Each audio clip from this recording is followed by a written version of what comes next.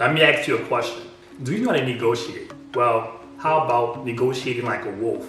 If not, it's like taking all of your hard-earned money and just put it into pieces. Well, that's what we're talking about today in this video. We're getting started right now.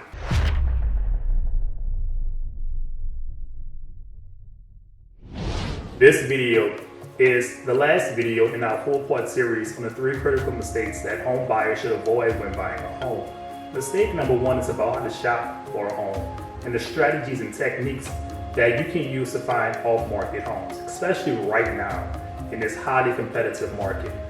Mistake number 2 is about financing and choosing between an FHA mortgage and a conventional mortgage and choosing the right loan program that's best for you. Now listen, both of those topics are extremely important, but I dare to say this video on negotiating is the most important topic. Why?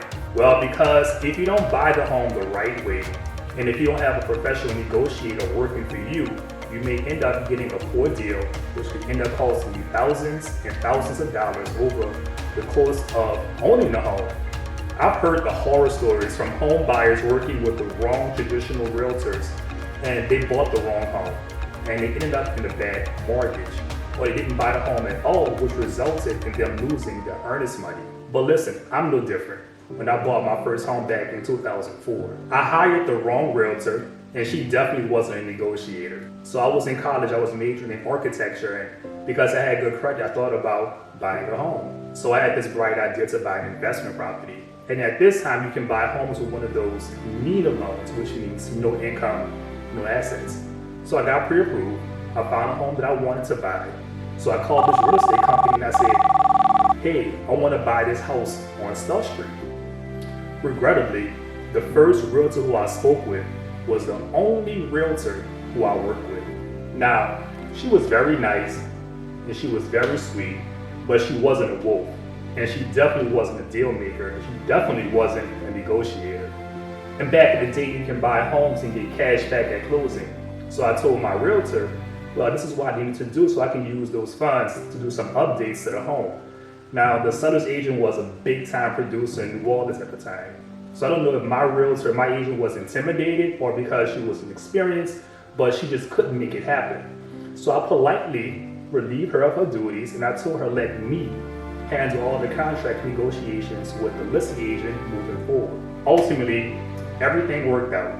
I bought the home, I got the cash back at closing, and I used those funds to update the home. And that home was the benchmark that propelled my real estate career. But in the back of my mind, I felt like something was missing. I mean, there's an old adage that says, you don't know what you don't know. And if you're thinking about buying a home, make sure that you work with someone who knows what they're doing. Someone who has experience and a track record of being a deal maker. Because if you make a mistake, it's your name and it's your money that's on the line. Let's talk about the top 6 tips that you should focus on when negotiating to buy a home. Tip number 1, purchase price. Price is the number 1 thing that most home buyers focus on when they're buying a home, and rightfully so. With the purchase price and the value being the same, every dollar in price reduction is more equity in your pocket. So let me say it a different way. If the home is worth $300,000 and we can negotiate the seller down to $290,000, that means you have $10,000 in instant equity. But equity isn't cash.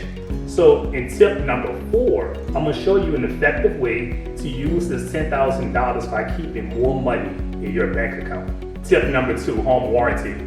What is a home warranty? Well, a home warranty is an annual service contract that covers the cost of repairs or replacement of parts or appliances for the systems in your home that break down over time. Now, research shows that new homeowners spend between $1,500 to about $3,000 on repairs and maintenance in their first year of owning a home. So who pays for this home warranty? Well, you guessed it, it's negotiable. You can negotiate for the seller to pay for the first year for the home warranty service contract on your home. Tip number 3, closing date. Negotiating a right closing date is important because you want to make sure there's no gap in your housing, which could leave you homeless, and you don't want to choose incorrectly or you end up making double housing payment. Best case scenario, you can buy a home and not make a housing payment for 60 days. Let me give you a quick case study. I have a client who sold their home and then they bought a new home. The home that they were selling, we closed on that sale on May 29th, which was a Friday, okay? And then we closed on their new home on June 1st, which was a Monday. Essentially, we closed on their current residence in May, and we bought their next home in June, even though it was only 3 days apart. Because we closed June 1st, my clients did not make a mortgage payment until August 1st, which means they skipped their July housing payment. So it's all about negotiating time and getting that time to align. Now, what would it mean for you if you can skip a housing payment? Now, I can hear someone saying, well, what about the interest? The bank has to get that interest, right? That's correct. That's very true, and we'll talk about that in tip number 4, and we'll tie that back to our example in tip number 1. Tip number 4, closing costs. In paragraph number 12 of the purchase agreement, it describes the amount that the seller can pay towards the buyer's closing costs, including interest that we just talked about in tip number 3. There's a max contribution that you can get depending upon the type of loan program that you choose. With FHA, you can get back 6%, and with conventional, you can get back 4%. Sticking with our home example of $300,000, 6% of $300,000 is a max seller contribution of $18,000, and 4% going conventional is a max of $12,000. So that's the max that your lender will allow the seller to contribute towards your closing costs. Going back to our example in tip number 1, if we negotiated $10,000 of the purchase price, this is how we can use that $10,000. Option number 1, we can use that as a price reduction of the purchase price. So instead of paying $300,000 for the home, you can pay $290,000 for the home. Now the downside is you have to pay all of your own closing costs. This wouldn't matter as much if you were paying all cash.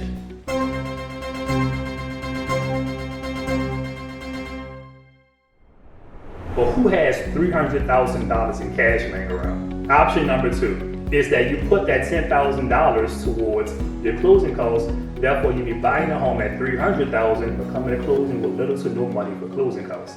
It's all about how we allocate funds, allocation of funds. It's all about the time value of money. Is it more important to have instant equity now or have more cash now?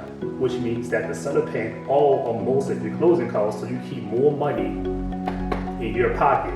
I advise my clients not to be asset rich but cash poor.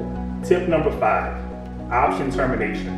In paragraph number 23, we're going to negotiate to give the seller a certain amount of money between $100 and $300 for 5 to 10 days for the option to back out the contract for any reason.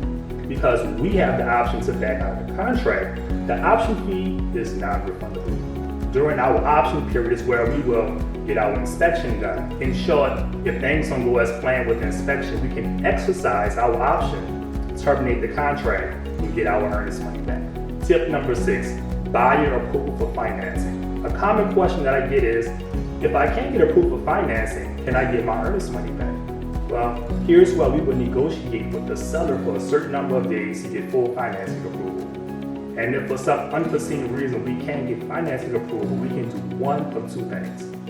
Number 1, we can renegotiate with the seller to extend the financing contingency for additional days until you and your lender can get final approval.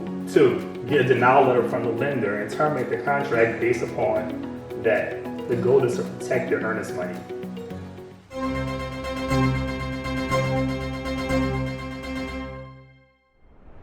That's why it's really important to work with a really good lender and ensure that you're sending all of the documents requested by the lender to them as soon as possible. Time is of the essence.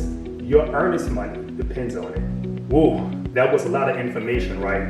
I told you this was the most important of all 3 critical mistakes. And as you've already realized, I'm passionate about negotiating. Negotiating isn't one of those things that you can read about in a book and you know how to do it. Just like playing golf, you can't read about how to be a good golfer and become a good golfer, right? It comes down to practice and experience. Personally, my experience comes from the 40 plus properties that I've purchased, renovated, and sold. It comes from buying 2 commercial properties. And it comes from buying and selling a business. And what it really comes from, and this is the most important point to me, it comes from all the mistakes and all the failures that I've had. Because I've made a bunch and a ton of bad decisions that has cost me thousands and thousands of dollars. But here's the thing, you don't have to make the same mistakes. You don't have to go at this real estate thing alone.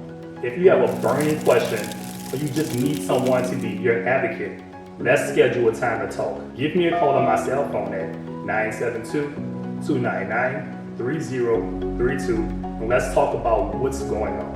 And if you haven't already, get a copy of my book. Go to buywithterry.com and I'll ship you a free copy of my book.